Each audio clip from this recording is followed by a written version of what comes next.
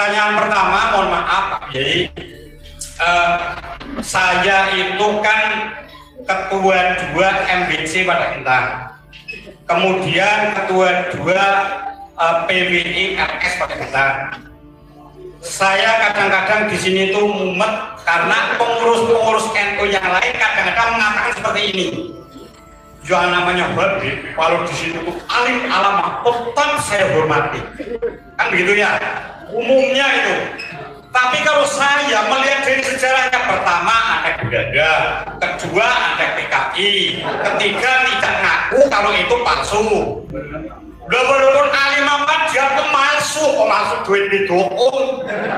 Apalagi pemalsu nabi, ya tinggal menunggu pembakaran menurut saya. Jadi menurut saya ya perlu dihormati namanya pemalsu, kecuali dia sudah sujud syukur anak setahun pasrah ngalah, itu mungkin baru. Itu mohon maaf aja ini. Terus kemudian yang kedua gini, di Wadah Lintang makam-makam palsu bikinan Bin Yahya itu sudah dihancurkan, termasuk di Cukrang, Gedongan, Ngalian. Terus kemudian setelah diperhatikan di situ, ada di antaranya adalah anggaran desa ya. Kemudian untuk membuat di tepi sungai, untuk membuat gedung dan sebagainya. Nah, menurut saya itu ada beberapa pelanggaran, melanggar memalsu, melanggar nganggur duit desa dan sebagainya. Bisakah ini dituntut menurut aturan hukum negara? Ya, nanti biar dijelaskan. Saya kira itu pertanyaan saya, dan semoga benar-benar nanti saya memperoleh penjelasan yang jelas dari Bapak. Akhirul kalam, wabillahi taufiq wal hidayah. Assalamualaikum warahmatullahi wabarakatuh. Yang pertama saya berikan apresiasi yang luar biasa pada Mas Kiai Iman yang telah membuka takbir terkait dengan masalah sehingga kami santri-santri di Indonesia sekarang lebih giat terkait dengan kajian-kajian itu. Kemudian yang kedua, kalau kita melihat sejarah tadi ini sampaikan secara berkesudian yang sampai sekarang, termasuk di Indonesia itu termasuk super sukses menurut kami, super sukses terkait dengan itu. Dan ini dari kegiatan-kegiatan yang seperti itu yang dilakukan oleh saudara-saudara kita itu, sebenarnya itu motifnya apa? Kalau saya dulu pada era tahun 90-an sempat ya senam jantung, karena kalau ada tamu agung yang harus ngadepi itu tidak, yang didawai itu saya ya. Sempat saya pernah menyampaikan agak sedih, belum ini juga ikhlas ajenganan itu maupun bingung, dari juga ajenganan ini maupun bingung, sehingga kami dulu berpikirnya motifnya hanya sekedar ekonomi gitu. Atau mungkin ada motif-motif agen internasional ya terkait dengan suksesnya di Indonesia, khususnya mungkin di negara lain pun tidak. Apakah ada motif terkait politik internasional atau mungkin motif-motif yang lain dengan tadi pemalsuan dan yang lain-lain dan propaganda di Indonesia? Assalamualaikum warahmatullahi wabarakatuh. Waalaikumsalam. Terima kasih. Tentang Bang Haji Roma Irama ya, apakah dia wali atau bukan? Sebelum saya jawab itu, wali itu ciri yang sangat melekat pada wali sesuai dengan Al-Quran adalah adamul khawf wa adamul hazan. Ala inna awliya Allah la khawfun alaihim wa la hum yahzanun. Ingatlah, sesungguhnya para kekasih-kekasih Allah, para wali-wali Allah tidak punya rasa takut akan sesuatu yang akan dihadapi, walahum yahzanun, dan tidak pernah bersedih tentang apa yang terjadi dan sudah terjadi. Itu ciri wali. Dan itu dua-duanya fi'lul qalbi, la ya'lamuhuma illallah. Tidak ada yang tahu masalah apakah dia punya khauf, apakah dia tidak punya khauf, apakah dia punya hazan atau dia tidak. Dan itu tidak ada yang tahu kecuali Allah. Tetapi kita bisa berhusnudzon pada orang yang berani dalam menyampaikan kebenaran. Itu kita bisa berhusnudzon. Wah, wali Allah ini. Orang yang kalau anaknya wafat sedih sebentar saja, tapi dia masih bisa mengerjakan hal-hal lainnya, kewajibannya. Yang biasa ngajar ngaji aja. Yang biasanya kerja biasa dia. Kelihatan dalam wajahnya ada rasa sedih sebagai manusia, tetapi tidak mengurangi atau menghalangi aktivitas dan tugas-tugasnya. Itu bisa kita husnudzoni sebagai seorang wali, tapi hanya husnudzon. Hakikatnya hanya Allah. Nah, sekarang mengenai Rhoma Irama, sebenarnya saya tidak mengatakan itu. Yang saya katakan itu di Purbalingga, itu ada saksinya. Karena Mas Agus Mar ini hadir waktu itu. Saya menceritakan ada seorang kiai yang husnudzon kepada Rhoma Irama, menyebut Rhoma Irama itu waliyun min auliyaillah. Saya sebutkan juga nama kiainya, itu Kiai Haji Raden Syarif Rahmat. YouTube-nya itu Kiai Haji Syarif Raden Rahmat. Kiai Haji Raden Syarif Rahmat menyebut Rhoma Irama waliullah. Itu masih ada. Lalu apakah saya setuju dengan pendapat daripada Yai Syarif itu? Setuju. Walaupun saya hanya menceritakan, tetapi saya husnudzon. Walaupun namanya wali bisa dicabut. Jadi waliullah itu bisa dicabut. Hari ini wali, besok bisa jadi mantan wali. Sekarang berani, besoknya enggak gitu kan. Sekarang dia itu ikhlas, tidak pernah bersedih kalau ada musibah dan sebagainya. Besok bisa jadi karena suatu hal keyakinannya kurang. Di annal imana yazid wa yanqus. Iman itu bisa bertambah dan bisa berkurang. Bil siso, wali kan dulunya. Akhirnya dia menjadi seorang yang kafir. Na'udzubillah. Bukan kafir ya, melakukan dosa besar ya. Murtakibul kabair. Dia berzina, dia minuman keras dan sebagainya. Ya, jadi siapa sih yang tahu wali? Yang jelas bukan YouTuber. Sekarang yang tahu wali itu YouTuber. Ada orang gila, shooting wali majdum gitu. Akhirnya yang mensyuhrah istifadah kan YouTuber. Jadi siapa yang mengangkat wali zaman sekarang? YouTuber. Jadi kalau kita pengen dianggap wali, ngasih rokok ke YouTuber. Lalu siapa yang tahu wali? Allah dan dia.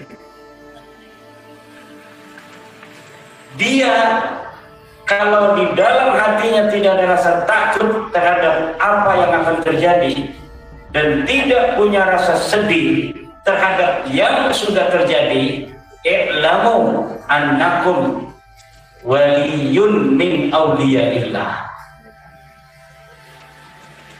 Dan tidak dibatasi namanya wali itu oleh ilmu. Wali itu tidak dibatasi oleh ilmu. Siapa saja, kalau dia punya itu, dia punya ciri kewalian. Mau dia YouTuber gak punya takut yang terhadap apa yang akan terjadi dan terhadap apa yang sudah terjadi. Dia itu punya ciri kewalian. Yang penting apa yang diperjuangkan adalah kebenaran. Itu ciri utamanya, kebenaran. Jadi kalau beraninya itu bukan kepada kebenaran, kayak anak-anak muda yang naik motor kalau malam lampunya dimatiin, tidak punya rasa takut, itu bukan ciri-ciri kewalian, ciri-ciri konyol. Anak muda sekarang itu kalau naik motor remnya diblongin, katanya kalau naik motor masih pakai rem itu berarti pengecut. Itu anak-anak muda itu kenapa banyak kecelakaan begitu, dia pakai motor nggak pakai rem, dia pakai motor nggak pakai lampu kalau malam, kalau masih pakai lampu katanya itu pengecut. Itu bukan berani, itu namanya konyol. Orang berani itu dia punya strategi. Kapan dia harus kelihatan ngerot, kapan dia ngerem. Itu namanya pemberani. Kenapa? Karena cita-citanya adalah kemaslahatan. Nah itu. Kemudian ada yang menarik tadi, ini yang saya senang nih pertanyaannya, pertanyaan tentang materi surah istifadah. Ada digaungkan isu bahwa saya menolak surah istifadah sebagai penetapan nasab. Saya tidak menolak surah istifadah dalam penetapan nasab, tetapi surah istifadah tidak bisa untuk mengisbat ba'lawi, nggak bisa. Syaratnya surah istifadah itu dia tidak boleh bertentangan dengan bayyinah. Itu min syuruti surah istifadah adalah tidak adanya mudafi', tidak adanya dafi' dan tidak adanya mu'arid. Misalnya begini, saya tadi udah ngobrol sama Yai Wahid sama Pak Wakapolres tentang saya ini ngaku sebagai anaknya misalnya Yai Wahid, tapi ketika dilihat di dalam buku catatan Yai Wahid tidak ada nama saya. Tapi kalau orang sejak kecil ikut kepada seseorang sebagai anak, lalu dikenal di desa itu dia sebagai anaknya, surah istifadah itu namanya. Oh, dia anaknya Kang Idris, tapi hakikatnya dia anak angkat. Bagi orang yang tahunya dia itu anaknya Kang Idris, surah istifadah itu bisa untuk digunakan. Artinya bisa itu kalau dia ditanya, itu anak siapa? Anak Kang Idris. Itu tidak dianggap berdusta dalam kesaksian, walaupun dengan Al-Quran. Misalnya, ayo bersumpah demi Allah bahwa si fulan ini anak Kang Idris, demi Allah si fulan ini anaknya Kang Idris. Itu namanya tidak berdosa mengisbat seorang anak yang sudah surah istifadah. Mengenai benar atau tidaknya dia itu anak Kang Idris itu hal lain. Jika tiba-tiba datang saksi dari keluarganya anak angkat ini mengatakan dia itu anak saya, dan saya memberikan kepada Kang Idris waktu bayi, dan ini buktinya, ini fotonya, sidik jarinya, kan dari sekarang disidik jari ya. Jadi di surat itu, di surat kelahiran sidik jarinya ada. Pas disidik jari diperiksa sama. Bener ini, berarti ini sudah ada bayyinah bahwa dia bukan anak Kang Idris. Nah, surah istifadah kalau sudah ada mudafi begini, sudah ada mu'arif, sudah ada dafi, maka ini sudah tidak bisa digunakan. Sekarang kan Habib surah istifadah nih sejak 2002, sebelum 2002 dia sebagai turunan Nabi. 2022, sebelum 2022 ini dia surah istifadah turun Nabi.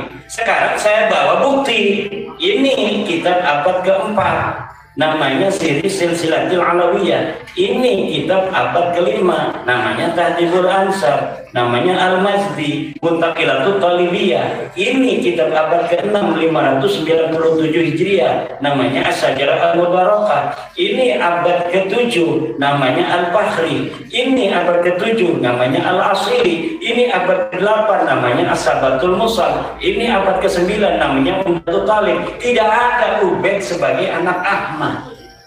Nah, kalau sudah ada bukti begitu, surah Istifadah sekarang ini gugur semua. Diambil darahnya, diperiksa, beda juga dengan turunan Nabi yang lain. Ya udah, double gitu. Cuma saya sudah mengatakan itu, bahwa ketika kita sudah tahu begini, tidak mesti kita ini bermusuhan. Kalau dirinya sendiri mereka ini mau mengaku sebagai cucu Nabi, ya silakan aja. Ada yang ngajak mubahalah sama saya, namanya Agus Abu Bakar Al-Habsyi. Ayo mubahalah, siapa yang kenal anak Allah? Tidak mau saya. Kenapa? Saya kalau bermubahalah dengan yang sudah jelas begitu, saya zalim hukumnya. Orang saya sudah tahu kok. Kayak tadi tuh, orang tuanya ini, orang tuanya kan yang ngomong sama anaknya ini, kamu bukan anaknya Kang Idris, kamu anak saya. Nggak mau, saya anaknya Kang Idris. Mubahalah, siapa yang dapat anak Allah? Jelas ibunya ini nggak bakal mau. Karena ibunya tahu ini anak dia. Kalau dia mau, bahwa anaknya yang akan celaka. Saya kepada habaib itu begitu. Tidak mau saya melihat habaib itu membawa-bawa nama anak keturunannya untuk celaka. Tidak mau saya. Tapi kalau untuk hanya dia saja misalnya, mungkin lama-lama akan saya layani itu kalau dia maksa-maksa terus. Kalau dia maksa terus, ayo kita mubahalah. Boleh, tapi jangan bawa anak cucu. Anak cucu yang nggak berdosa ke bawah-bawah nanti. Kamu saja, siapa yang mati dulu? Siapa yang ini? Boleh nanti lama-lama. Tapi sekarang saya masih nggak mau. Kenapa? Karena memang itu bukan tujuan saya untuk membuat mereka itu menjadi orang terlambat. Bukan. Saya hanya kasih tahu ini kewajiban ilmiah. Bahwa saya tahu kamu bukan cucu Nabi. Oh, kamu pemecah belah umat, kamu munyil, kamu Yahudi pesek. Nanti dulu, jangan marah-marah. I love you. Aku cinta padamu. Kalau aku tidak cinta kepadamu, akan saya biarkan aja, biarin aja dia. Tapi selain aku cinta padamu, aku juga cinta kepada putra-putri Nusantara.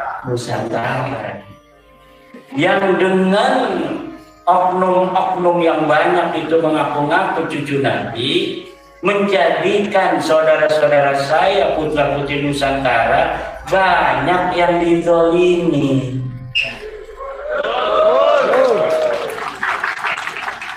Setelah saya tahu kamu bukan cucu Nabi, dan masih banyak saudara-saudara saya yang mengakuinya, walaupun dengan mengakuinya itu mereka rugi dunia akhirat, kewajiban saya untuk mengatakan dan merayu, mendakwahi, menasehati, mewasiati saudara-saudara saya. Mereka bukan cucu Nabi. Kalau kamu mau urusannya masalah kamu, itu urusan sendiri. Mau ngaku ya itu kan kebebasan di dalam meyakini sesuatu. Tetapi kalau hubungannya dengan saudara-saudara saya, Mukibbin, ini kan saudara saya Mukibbin, ini mantan Mukibbin, ini mantan Mukibbin, ini mantan Mukibbin, ini mantan Mukibbin besar ini. Saya mantan Mukibbin juga. Banyak yang pernah kita berikan karena kita mengharapkan cinta kepada Rasulullah dan cintanya Rasulullah kepada kita. Kemudian kita memberi sesuatu kepada orang yang mengaku keturunannya. Walaupun kita juga punya riwayat sebagai keturunannya, tapi kan kita tidak ngaku-ngaku. Kita malah pegang aja sendiri, bisa jadi nanti akan ketemu Rasulullah diaku sebagai anak cucu benar. Alhamdulillah. Lebih baik kita deg-degan apa benar apa bukan ini silsilah orang tua kita. Tapi kemudian kita karena benar apa tidak begitu, kemudian kita tidak mengaku-ngaku di hadapan orang. Lalu ketika ketemu Nabi, wahai cucuku sini duduk bersamaku. Daripada orang yang tiap hari ngaku-ngaku sebagai cucu Nabi, marah kalau bukan apa dibilang bukan cucu Nabi, pas ketemu Nabi, wahai kakekku, kakek moyangmu, saya bukan kakek kamu, sana kamu. Daripada digituin, malu-maluin. Dan saya sampaikan ke masyarakat itu sebelumnya itu adalah kemaslahatan, saya tidak akan sampaikan. Lama itu bagaimana saya, apakah ini maslahat apa tidak buat habaib, terutama ini maslahat ataukah tidak untuk umat Islam. Kalau maslahat, ya Allah berikan keteguhan padaku untuk mau mengungkapkannya. Kemudian Allah memberikan keteguhan, ungkapkan. Buktinya tidak ada penghalang waktu saya mengungkapkannya. Ketika saya taruh itu di web pondok pesantren saya, langsung mendapatkan apresiasi dari seorang dokter Universitas Islam Indonesia Internasional yang di Depok. Nanti akan saya bahas katanya di channel YouTube saya. Dibahaslah oleh, waktu itu belum banyak yang mau nonton karena beliau kan seorang ilmuwan kan ngomongnya ngebosenin. Ngomong namanya ilmuwan, saya kalau melihat apa namanya itu Dokter Sugeng ngomong itu harus berkali-kali itu di YouTube itu untuk bisa memahaminya. Beda kalau dengan kiai itu ngomongnya karena biasa dengan orang-orang awam, jadi cara menyampaikannya langsung dipahami orang awam. Kalau ilmuwan yang di kampus itu, kalau Pak Dokter Sugeng Sugiarto itu nerangin DNA, saya puternya berulang-ulang. Akhirnya saya tulis lagi dengan bahasa sederhana agar bisa dicerna oleh masyarakat awam. Bahkan saya nanya dulu, ini saya tulis begini, Pak Dokter Sugeng benar nggak yang saya tulis ini, yang diterangin Pak Dokter itu? Benar. Baru setelah itu saya sampaikan kepada admin RMINU Banten dan nahdlatul-ulum.com. Begitu. Nah, jadi apa namanya itu hari ini ya semuanya sudah selesai. Sebenarnya urusan nasab ini sudah selesai. Dari mana sudah selesainya? Ya dari debat di Rabitah Alawiyah kemarin yang melawan kursi kosong itu. Melawan kursi kosong aja berat mereka. Hanya moderator dari orang dia itu mereka susah menjawabnya. Karena apa? Karena memang tidak ada. Karena memang jawabannya tidak ada. Bukan mereka bodoh. Kalau ilmu mah itu kan walaupun ada takarannya, tetapi kadang-kadang kan ada aja orang lebih tinggi dari ilmu tertentu, tapi ilmu yang lain tidak paham.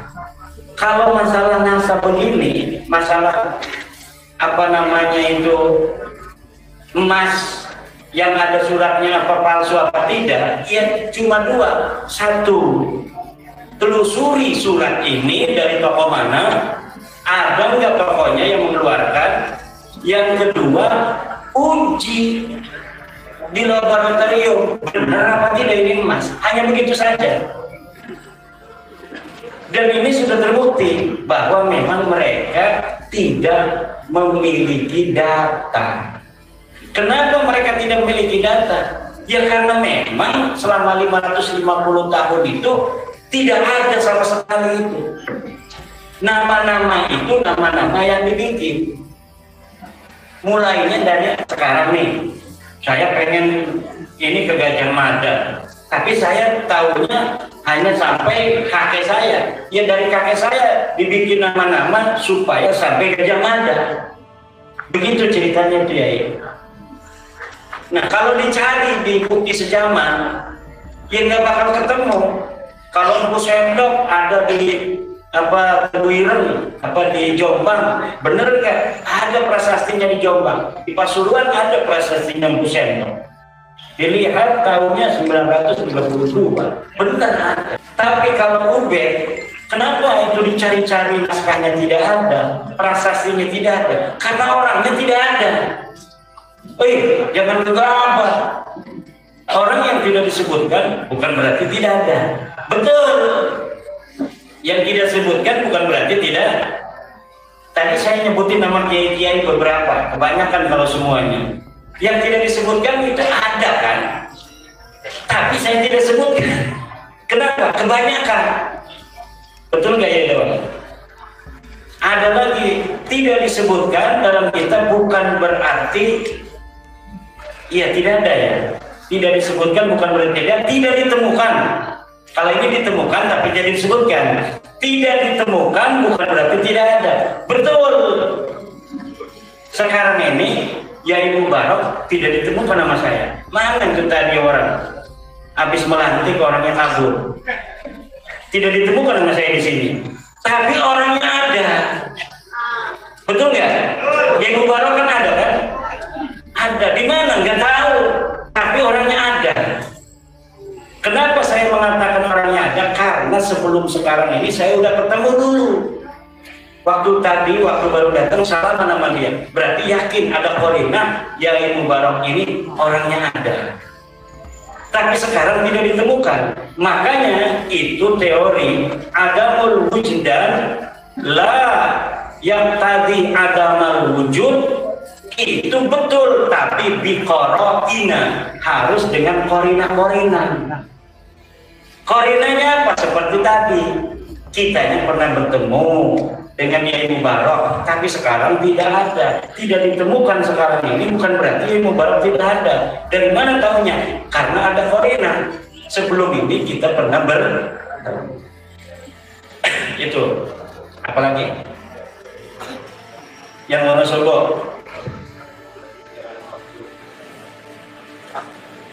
Hormat kepada habaib yang alim tidak perlu. Kata Bapak.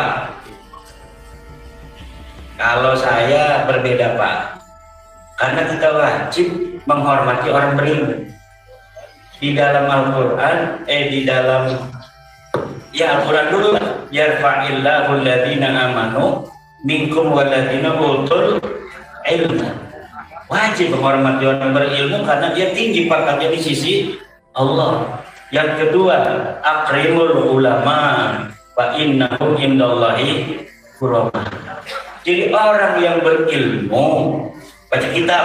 Udahlah kalau masalah agama baca kitab aja. Itu ciri yang jelas dia berilmu. Baca kitabnya dari kanan ke kiri. Jangan yang dari kiri. Jelas itu tidak bisa baca kitab. Kalau dia ngajarin misalnya Fathul Qorib di musola, baik babul wudu'i utawi iku bab wudu, bacanya pas, babu dibaca dhamma, dibaca roba, wudu'i dibaca kasroh, karena dia jadi roba mubtada maktub kayak ada babul wudu'i. Nerangin dia al wudu'u bisa utawi wudu, udah jelas itu orang alim, orang alim. Udah ngajar Fathul Qorib di musola kok, ya enggak? Bukan karena dia habib, tapi karena dia ngaji Fathul Qorib. Karena menghormati orang berilmu hukumnya wajib. Ada beritanya dari Rasulullah, akrimu gopilamer. Sing gopilamer itu nunjukaken keakeane, nunjukaken wajib. Senajan orang kabeh amr itu nunjukkan wajib, ana sing nunjukkan sunnah, ana sing menunjukkan mubah, seperti kulu wasrobu, makan dan minumlah. Wih, itu kulu fi'il amr, berarti wajib makan itu, bukan. Kalau kulu wasrobu, kulunya fi'il amr, itu tidak bermakna wajib, tapi maknanya mubah. Tapi kalau misalnya seorang ulama telah mengatakan ini al-amru yang tadil wujub, yaitu hasil daripada ijtihadnya ulama. Aqimus shalah. Apa ini makna amrnya? Makna amr al-aslu fil amri lil wujub. Jadi diwajibkan dulu makna amr. Kalau misalnya ada dalil-dalil yang lain yang menunjukkan makna amr ini tidak wajib, baru maknanya turun menjadi sunnah, bahkan turun menjadi hanya boleh gitu. Apalagi ini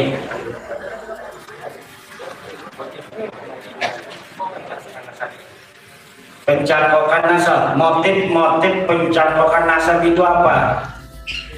Itu tadi sudah dijawab tuh sama Pak Kendi ya. Katanya motifnya ekonomi. Kalau saya enggak apa namanya ya, tidak terlalu bisa menjawab motif ya. Apa sih pengennya, karena dia niatnya itu nggak tahu saya. Hanya bisa dilihat dari efek. Nah, efeknya macam-macam. Setiap orang mempunyai pengalaman yang berbeda dengan para habaib, betul nggak?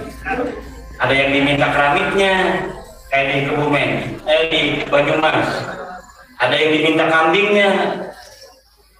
Kemarin ada kiai di kampung saya datang ke rumah saya.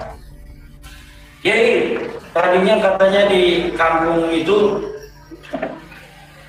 Habib datang tuh minta kambingnya sama kiai itu satu-satu. Cuma karena yang 5 ini sekarang udah gak percaya sama Habib, katanya. Yang satu masih percaya, namanya Ki Usman. Akhirnya 6 itu minta sama Ki Usman semua. Itu ada yang begitu kemarin. Saya ketawa aja, itu kasihan Ki Usman. Tapi karena dia masih percaya, ya dia kasih untuk mendekatkan diri kepada Allah. Niatnya begitu semua kiai. Makanya orang yang paling gampang ditipu itu orang baik. Siapa lagi sih di dunia ini, terutama di kampung kita, yang lebih baik daripada kiai di dalam agama? Gak ada. Makanya yang banyak jadi korban itu kiai. Orang kaya-kaya yang bukan kiai itu susah ditipu, karena dia mau kaya itu kan dapat apa? Dapat kerja keras, dapat dagang, dapat tani, dan diminta itu jarang yang kena. Tapi kalau kiai beda, husnudon itu luar biasa. Kadang udah tahu nipu juga dia masih kasih duit. Saya tahu ini orang dagang jam, yang ini kiai jam ini rolek.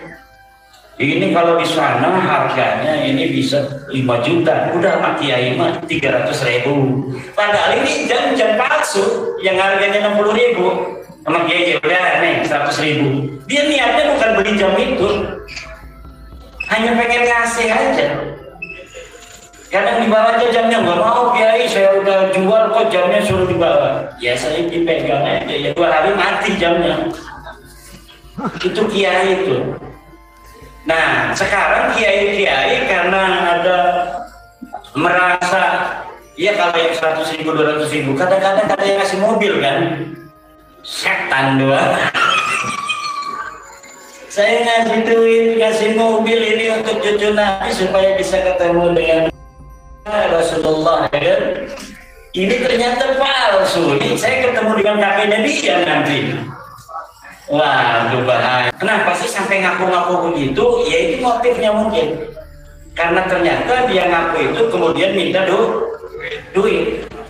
Dia ngaku kemudian nyari-nyari pengikut supaya pengikutnya itu begitu begitu fanatik kepada dia. Bisa itu motif-motifnya. Nah, kalau kiai-kiai yang dikembangkan adalah ilmu, betul apa tidak? Jadi hubungannya dia itu bukan hubungan dagang. Ini kalau cinta aku, maka kamu masuk surga, enggak begitu.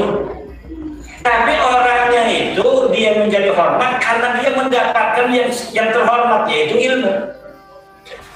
Dia mendapatkan yang terhormat, yaitu baiat. Yang ini akan menjadikan dia terhormat dan mulia. Tidak hanya sebagai sesuatu yang di awal-awal. Kalau syafaat dan sebagainya itu kan hanya jualan. Yang jelas kalau ngasih duit sama orang itu kan tanpa ada paksaan, keikhlasan yang murni, itu pasti berpahala. Itu. Tapi kalau sering-sering diminta dengan paksa, itu lama-lama dia akan menjadi tertekan, dan setelah tahu bahwa yang minta itu bukan cucu Nabi, sekarang pada marah semua. Saya disebut sebagai pejuang gara-gara ngebongkar itu doang itu. Padahal tidak ada apa-apanya, saya ini hanya memberikan data doang, tapi disebut pejuang sama orang-orang yang ketipu itu.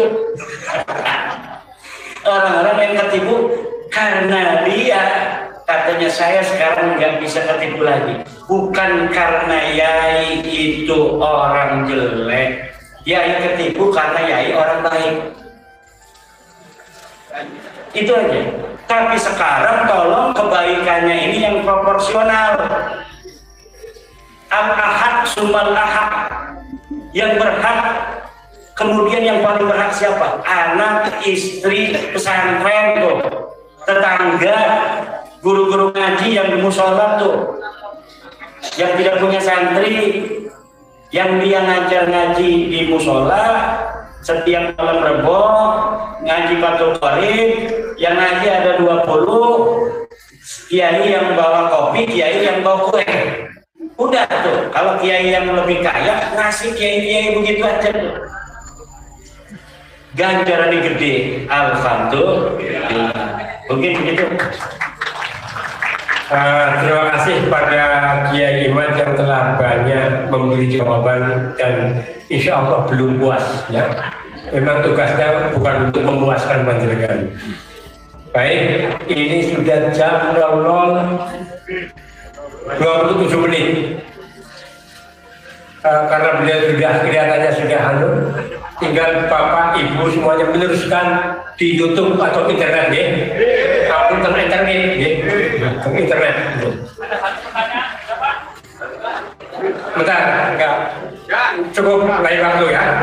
Terus terima kasih utamanya pada Bupati ini, Pak Bupati yang sudah menunggu sampai khatam ini pengajiannya. Doa kita untuk beliau, Allahumma rzuq lahu as-sihah wal afiyah wal falah wal falah wal falah. Saya kira cukup ya. Kesimpulannya, natijanya ambil sendiri-sendiri. Matur nuwun, kita tutup bersama dengan baca hamdalah. Saya ada kurang dan lebihnya, mohon maaf. Wallahul muwaffiq ila aqwamit. Assalamualaikum warahmatullahi wabarakatuh.